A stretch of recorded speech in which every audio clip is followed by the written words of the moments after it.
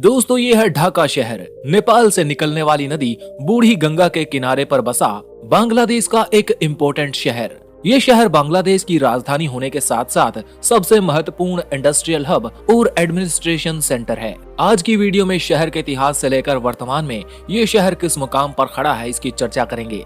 Explore YRS के videos में एक बार फिर से स्वागत है। आपको पता है कि ढाका बांग्लादेश की राजधानी है। ढाका शहर पूरी दुनिया की लार्जेस्ट बंगाली स्पीकिंग सिटी है। ये दुनिया की 8वीं लार्जेस्ट और 10 मिलियन की ह्यूज पॉपुलेशन के साथ दुनिया की 6ठी डेंसली पॉपुलेटेड सिटी है। ढाका साउथ एशिया में मौजूद दुनिया के सबसे बड़े शहरों में से एक है। वैसे तो ये शहर पहली सदी की शुरुआत में ही बस गया था, लेकिन अर्ली मॉडर्न हिस्ट्री में 17वीं शताब्दी में ये शहर मुगलों की बंगाल प्रोविंस की आर्थिक राजधानी बना रहा। इसके बाद ब्रिटिश शासन के दौरान भी इस शहर के अंदर बेइंतहा डेवलपमेंट देखने को मिला। अंग्रेजों ने पहली बार शहर में रेल लाइनें, बिजली के connection, water supply, western educational universities लाकर इसको मेजर एडमिनिस्ट्रेटिव और एजुकेशनल हब के रूप में डेवलप किया। इंडियन सब कॉन्टिनेंट में ब्रिटिश रूल के खत्म हो जाने के बाद इसको ईस्ट पाकिस्तान की राजधानी बना दिया गया, लेकिन 1971 की बांग्लादेश लिबरेशन वॉर के बाद ये शहर इंडिपेंडेंट बांग्लादेश की राजधानी बना दिया गया। आज के समय में बांग्लादेश गवर्नमेंट सीट होने के साथ साथ बड़ी बड़ी कंपनियों और एजुकेशन सेंटर्स के साथ ढाका एक ग्लोबल सिटी के रूप में उभरा है। पूरी बांग्लादेशी इकोनॉमी की कमाई का 35% हिस्सा अकेले इस शहर से आता है। ढाका स्टॉक एक्सचेंज में 750 बड़ी कंपनियां शामिल हैं। ये शहर अपने बंगाली त्योहारों, इनके लाजवाब खानों और रंग बिरंगी कश्ती और ऑटो रिक्शा की वजह से जाना जाता है। इसके अलावा Bangladesh silk, cotton, textile, steel और एग्रीकल्चर के लिए भी पॉपुलर है।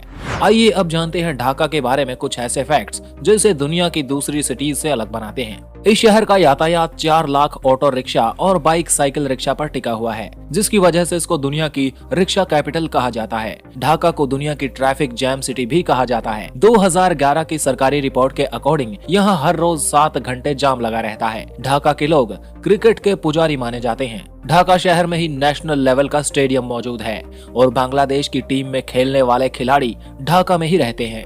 यहाँ के हर एक गली, मोहल्ले और सोसाइटी में आपको क्रिकेट टीमें देखने को मिल जाएंगी। ढाका को सिटी ऑफ मॉस्क भी कहा जाता है, जिसमें कई मस्जिदें सैकड़ों सालों पुरानी हैं। वैसे तो ढाका में बंगाली और इस्लामिक कल्चर देखने को मिलेगा, लेकिन इस शहर में एक ऐसी मार्केट है जिसको हिंदू स्ट्रीट कहा जाता है, जहाँ पे आपको वाइब्रेंट कलर्स के मार्केट्स, ज्वेलरी और इंडियन क्लासिक चीजें देखने को मिलेंगी। कई थ्योरी दी जाती हैं कि इस शहर का नाम ढाका कैसे पड़ा होगा। कुछ लोग कहते हैं कि तारकेश्वरी देवी मंदिर की वजह से इस शहर को ढाका कहा जाता है, और कुछ का मानना है कि ढाका में लाखों की संख्या में ढाका नाम का पेड़ पाया जाता है, जिस वजह से इसका नाम ढाका पड़ा। अगर आप बांग्लादेश से इस वीडियो को देख रहे हैं तो कमेंट करके बताइए इसका नाम ढाका कैसे पड़ा होगा।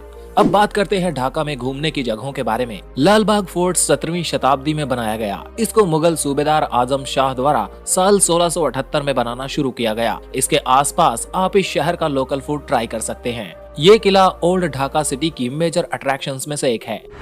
अगला है बांग्लादेश नेशनल म्यूजियम। इस म्यूजियम में ढाका शहर कब बसा, इसके बारे में जानकारी देखने को मिलती है। ढाका और बांग्लादेश से रिलेटेड कुछ ऐसी चीजें भी रखी हैं जो बांग्लादेश लिबरेशन के समय मीठी और कड़वी यादों का आईना बनी हुई है। नंबर 3 पर है Dhakeshwari temple.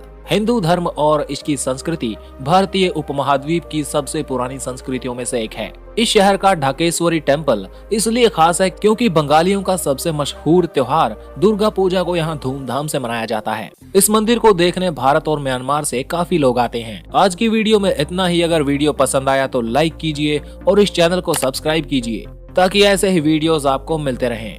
Thanks for watching. जुड़े रहिए एक्सप्लोर वाईआरएस के साथ।